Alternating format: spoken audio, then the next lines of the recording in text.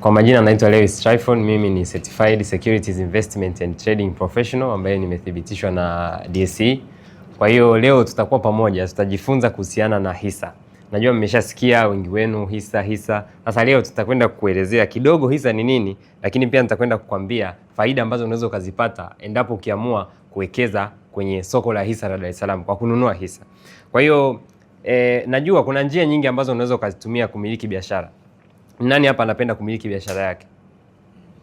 Okay, nyote mnapenda kumiliki biashara. Niko sehemu nzuri. Kwa hiyo maana yake leo nitakwenda kukuonesha namna gani ambavyo unaweza ukamiliki biashara bila kuwa active kwenye hiyo biashara. Na njia hiyo ni njia ya wewe kumiliki hisa.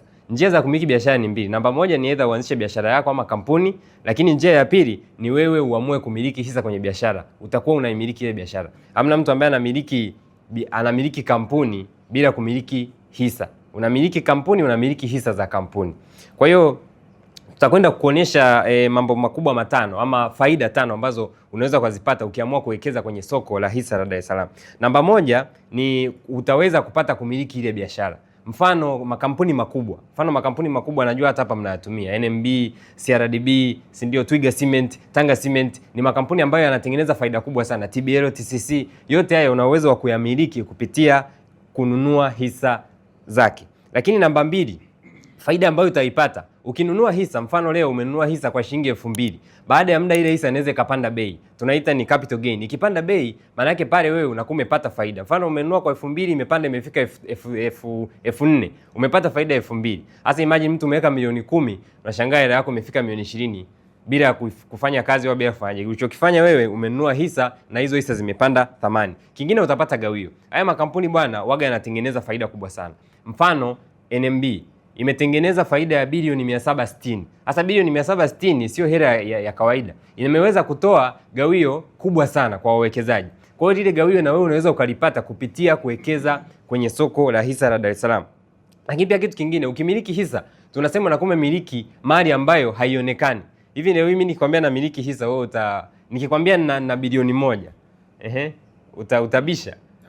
Huwezi kubisha kwa sababu haionekani. Lakini mtu kama anamiliki gari ataonekana, bwana huyu hapa ana gari, nyumba hii hapa. Lakini kuna miliki hisa, unamiliki kitu ambacho ni invisible, hakionekani, labda umuoneshe mtu sasa. Na kwa sababu unatumia app, umuoneshe mtu. Lakini pia kitu kingine ni mali ambayo inaweza kugawanyika bila kupoteza thamani.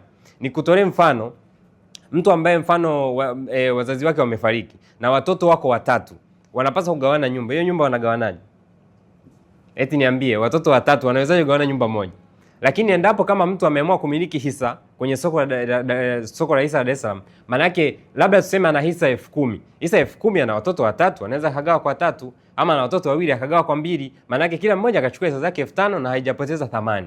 Kwa hiyo unakuwa umeondoa migogoro kama hiyo. Lakini pia kitu kingine cha mwisho ambacho ningependa mkione kama ni faida nzuri ya kuwekeza kwenye soko la hisa ni urahisi wa wewe kuweza kununua na kuuza. Unataka kuuza mfano tuseme kiwanja.